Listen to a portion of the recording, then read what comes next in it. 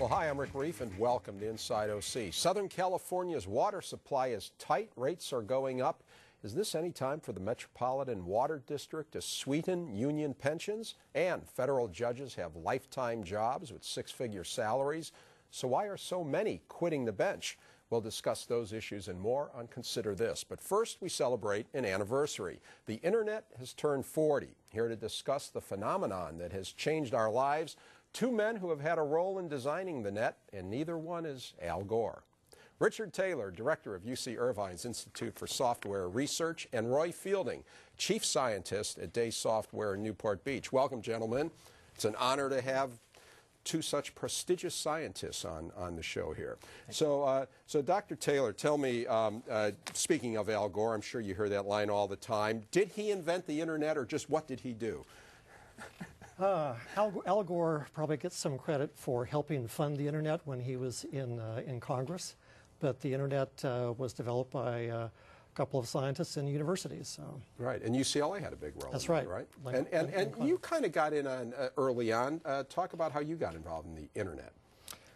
Well, the real role that I played in it, Roy played it, really didn't start until when the web came along. And that was in the early 90s. So. And you were both at UCI at that time. Right. You were the teacher. It was, and Roy was a student. Was he a good student? Roy was a great student. He was. And Roy, was Richard a good teacher? Oh, absolutely. Okay, so kind of, Roy, just talk a little bit. What did you do as far as the Internet? Well, I got involved early in 1993 in working on the World Wide Web. I did a couple projects associated with a programming project with a spider, basically a robot that would traverse the web and check out which pages were good, which pages were changed recently. And through that, I made a couple changes to the protocols that a group of us had been developing. And when you say protocols, you had a lot to do with that thing that you see on the search bar, HTTP. Right. The Hypertext Transfer Protocol is wow. You see, it's the way to communicate between browsers and servers. Now, none other than Broadcom co-founder Dr. Nicholas, I have heard him say that he thought one of the shortcomings of the Internet was that users like me, who are stupid, have to deal with things like HTTP that only people like you understand. Why is that? Why can't that just be invisible? Well, essentially what the web did was make it invisible. All you see now is a web address, the http:// whatever. That's a standard I wrote, but it's really, as far as people are concerned, most of the time they just click on links or they pass that address back and forth in email. Okay, but all those things we do, we owe you some thanks. Well, not all of them, of course. Right. Now, Dr. Taylor, just to explain the Internet, just what is it? They call it a highway, but it's not. That's a reasonable analogy. It's infrastructure in the same way that a highway is infrastructure. It enables computers. But it doesn't exist anywhere. Is there a room somewhere that? Well, that's the problem of explaining what software is to people. You can't feel it, you can't touch it, you can't grab it, but it's there. Nonetheless, you write it, and it's what makes the computers do anything useful. Okay. So it's on that infrastructure that you build applications like the web. Now, I have this fear. I have this fear that somebody's going to take a plug sometime and just pull it, and the whole thing is going to go down. I mean, is there a realistic fear that somebody could really do something terrible?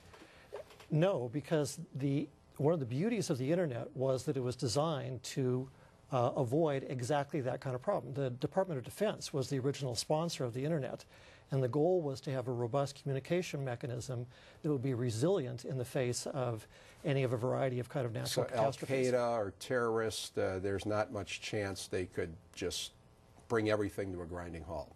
You can't stop it even if you want to. Okay, because of course we've heard that before. That's we've been reassured. But Roy, I mean that kind of points out though to think about what the world would be like now if somebody just pulled the plug on the Internet. It's frightening, and yet until you started your work in '93 or around then, nobody even knew what it was. There's almost no use of the Internet really in '93. I remember when I first started using the web. I went out there and looked at all the sites, and I looked at the entire web in one day. There was 48 sites at the time, and if you can imagine now, it's at least 9,000 times that number. Did you expect it would be the big thing that it has become?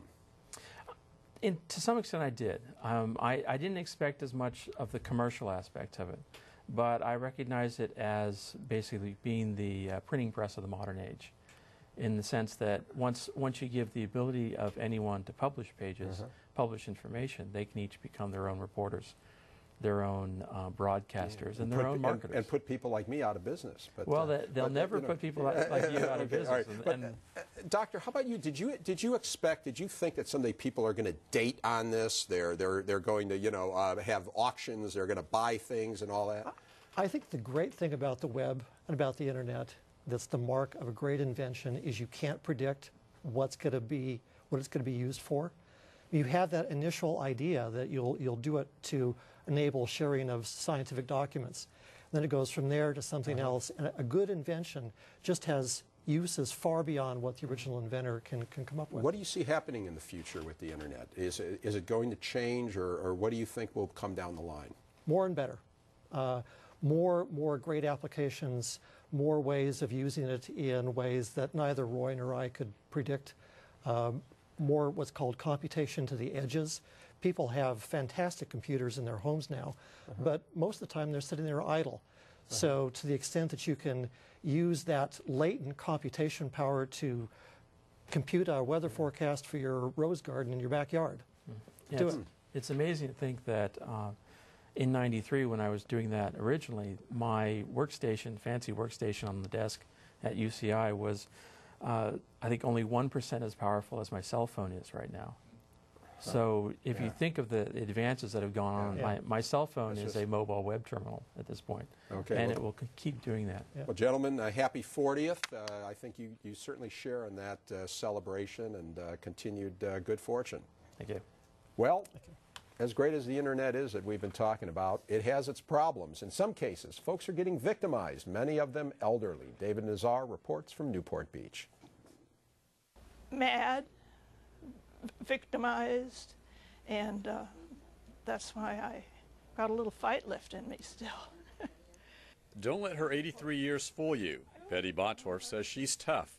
Betty's a Newport Beach area resident. She says she's just been scammed by con artists on the internet. I said, whoa, hey, I did not order that. But then they argue with you that you didn't read carefully enough. Betty says she's still looking for the con artists who tried to sell her a phony bill of goods. I cannot find the ad anymore that I fell prey to. And maybe if I'd have read it a little more carefully back and forth, but I wasn't expecting to be scammed. Betty is not alone. Newport Beach police say she's one of dozens of elderly folks in that city who've just recently filed reports saying they've been duped, or at the very least contacted by some unsavory character trying to steal their money. Popularity increases at certain times. Right now it seems to be a high. There's a number of different scams out there that a number of our residents have become victim of.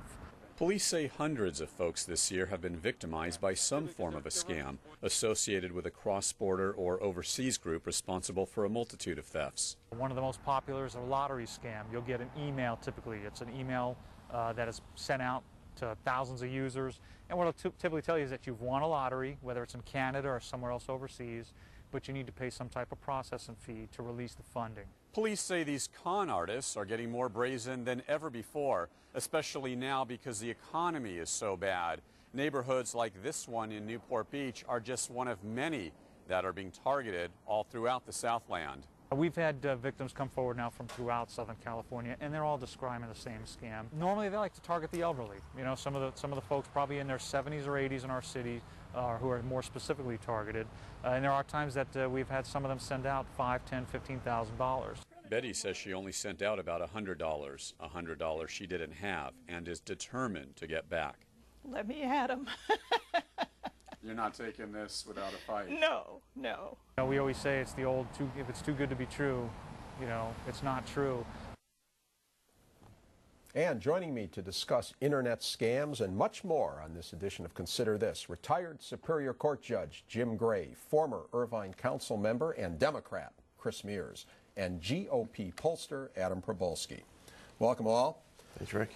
Adam, any thoughts on old people and others getting scammed on the net? Yeah, I don't know that they're necessarily on the net being targeted. I think everyone gets those same emails. It's just that they're probably more susceptible to those sorts of requests.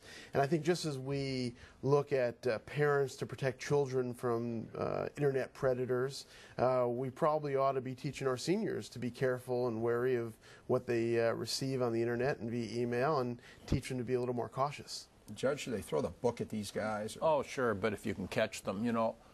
Since the beginning of mankind, there have been people that have tried to separate themselves from their victims. You can use the papers, you can use the mail, you can use anything. Now the internet's just a fertile area of doing this, where you can promise anything, you can say you're anybody, and it just takes vigilance. People just have to be aware of what's going on in the world around them. So Orange County is probably the fraud capital of the United States of America, so none of this was really surprising. But in some ways, the internet, you know, there's concerns that human interaction has declined as you're talking to some disembodied person. I would think it kind of makes scams easier too. It does. It really does. You can say that you are a 15-year-old boy talking to somebody. You can say anything because you've got that built-in anonymity. So be careful. It's just a real world out there. Today there was news about another big scam draining bank accounts at Wells Fargo and other banks. Are you well, surprised? I think part of the question that we don't have time to address today is to what extent additional regulation is useful in curbing this kind of behavior. I was raised in part by a grandmother, and I can tell you if she were alive today and she were being scammed, I wouldn't need the law to take care of the people who were scamming her. But at what Adam... That sounds pretty tough. It is pretty tough. Doesn't sound like a Democrat to me. No, it is pretty... Well, you know, it's a new style Democrat. It's a more masculine, muscular kind of Democratic Party. You get what you pay for. That's right. That's right. Okay. Well, the board of the Metropolitan Water District, which serves OC and LA, will soon be voting on a controversial plan to increase employee pensions by 25%. David Nazar has the story. You turn on your faucet, and there it is, water. We need our water. We always get it. Of course, it does cost more money these days. Cities and water districts in Orange County pay to import water from the Metropolitan Water District of Southern California and then sell it to us. Met's water rates have increased about 30%, and that's meant rate hikes. Now, district officials want to give themselves a pension hike. Well, we came up with a program and issues that brought about an MOU that both saves money over time for the ratepayer and also gives our employees the benefit packet that they've been looking for. Met officials claim this is a win-win situation for their employees and the public. Ivy says the benefits package for the employees is sort of a quid pro quo. Employees are giving back to the company in exchange for a better pension worth more money.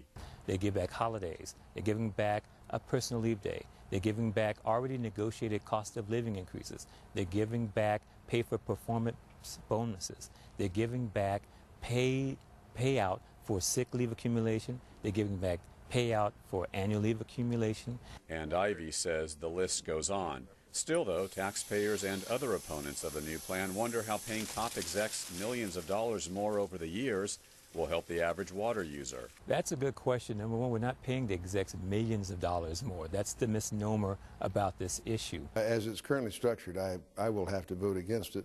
This Met board member disagrees with the new plan. But at the end of the day, I'm just not comfortable in continuing to increase defined benefit pensions. I have concerns about the PERS program itself. I have concerns about the liability that the Water District will incur the moment this contract is signed. The way the PERS program works, everyone in the district is entitled to 2.5 as of that moment. Is that fair? I don't know if it's fair. I know that's the PERS rule. And if you ask me my personal opinion, I don't think it's fair. Edward Little is on the Met Board of Directors. Little says he'll vote in favor of the new pension plan. If you look at the marketplace out there, our people make good money. But the cost of labor is not the cost, does not have very much effect on the cost of water.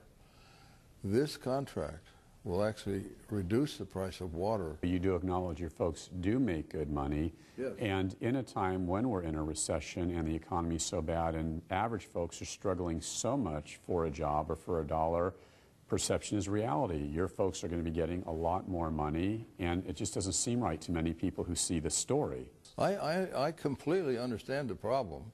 Perception is, unfortunately, reality, but the truth of the matter is this contract will result in less cost of water to the average consumer. Little claims the Metropolitan Water District will actually save more than $25 million during the 5 years of employee givebacks in exchange for their new pension. And that will then save the consumer money with lower water costs. People are misunderstanding that this is a gigantic increase of cash into the pockets of execs and employees. It is not. We've got good people. They deserve to be paid well. I think we're doing that. So, Judge, you know, they can say what they want. This is, are they living in a different world? People have lost their jobs. People are getting cut, and because they're going to take some things on the fringes from the workers, we're supposed to give them sweetened pensions? Rick, this is a catastrophe still waiting to happen that people haven't focused on. But the whole situation with regard to public employees is fraught with conflicts of interest, because it's usually the Board of Supervisors or the Metropolitan Board or something. They run for office and they're supported by the public unions. And then, of course, once they get into office, they're reliant upon that support. And now they're the ones that decide what their pension should be, what their contract should be, what their benefits should be. And it's just nobody is really standing up in many ways for the people, for the citizens, for the taxpayers. It almost sounds like a non-internet scam. You know, I've been in government for a long time, and I'm supportive of government, and we have good people working there, and they should be compensated. But those in the public sector rightfully should be receiving less money than those in the private sector. And that really is not happening so much anymore, and we're going to have to pay the piper. It's going to be a real disaster. Chris, if anyone on this panel is going to say anything good about this proposal to increase the pensions, it has to be you. How do you feel? Well, I have, whether they're good things to say or not, I'm not so sure. First of all, if we can believe what the administrators of the Water District are saying, and if their assumptions turn out to be true, then this deal is going to save taxpayers $100 million over the next 15 years. And if that is accurate and that's true, then it sounds like it's actually a good deal for the people. But to some extent, this is the wrong conversation to be having. Public employee compensation is just such a hot-button issue for conservatives like you, and as well as for libertarians, because it's something that we think we can readily understand. We never have a discussion really about the value of public employees in a real sense, the value about what they do. But it also should always be part of a broader discussion about how our tax dollars and our revenues are being spent in a broader sense. As a taxpayer, I don't want my money being spent on a war in Iraq. I don't want my money being spent on a war in Afghanistan. I don't want my money being spent to bail out rich people like you and your friends, Rick. So if the question really is, as it should be, do we want to be paying public employees relatively more money while we spend less money in these other ways? The answer is yes. But instead, we don't have that conversation. We talk about how overcompensated public employees are. I think you're pounding the table right now. I'm going to now. I forgot to do that. Did you find Chris's argument very persuasive? Let's come back to North America from the Middle East for a minute and talk about the Metropolitan Water District of Southern California. There are all kinds of other issues here, but the bottom line is we're looking at public employees who actually work in a competitive environment that could go and get employment elsewhere, choose not to. And we've got directors like Larry Dick, who we just saw, and actually Linda Ackerman, who's also a director. Neither one of them are elected officials at Met at all. So I'm not as cynical as the judge either.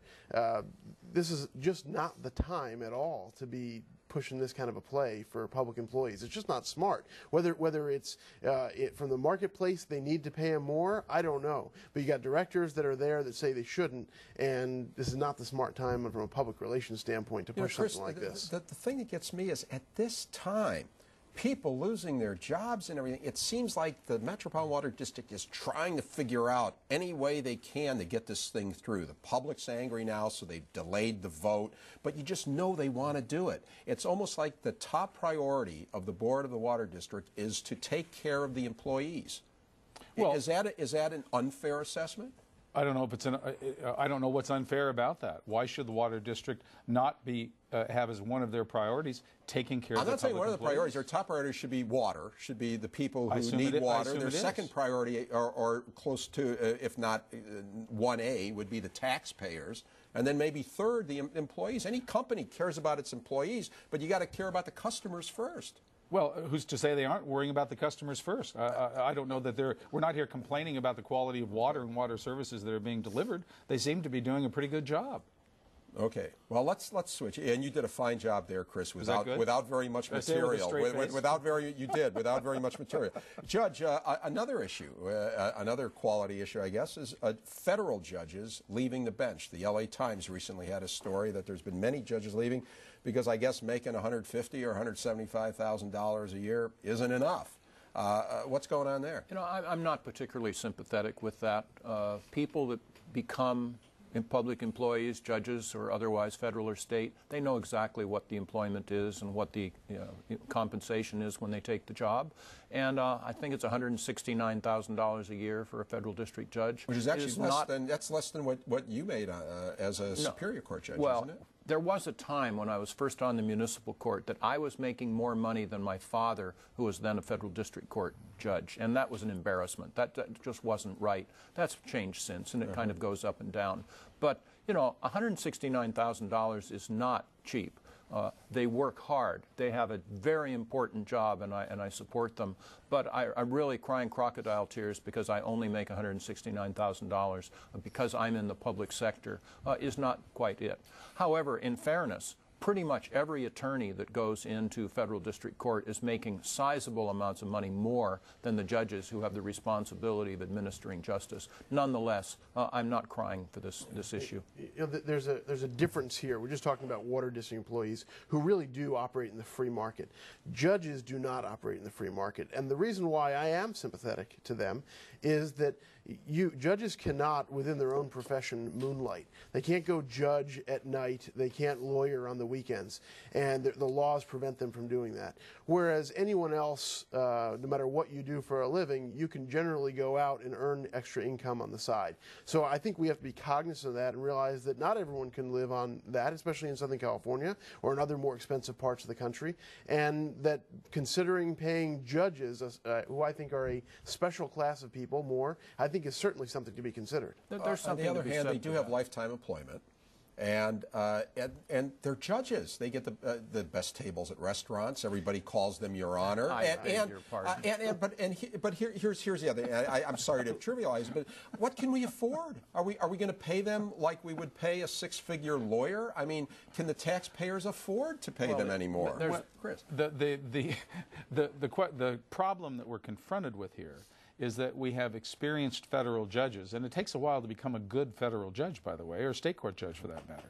We have good, experienced, tenured federal judges who are leaving the bench because they can no longer afford to do the job. That's a real problem. That's a real problem. So if the answer to that, if the fix to that is to raise their salaries, then as a practical matter, as a policy matter, we need to fix them. I also want to say, because Judge Gray mentioned his father, his father is an example of one of the great federal court judges ever. Right. And they're like the Adamses of the judiciary. Exactly. Thank you, gentlemen. You can watch, and Your Honor, you can watch the show and past shows by going to KOCE.org and clicking on Inside OC. My guests have been Richard Taylor, Roy Fielding, Jim Gray, Chris Mears, and Adam Probolsky. Thanks for watching. I'll see you again Inside OC.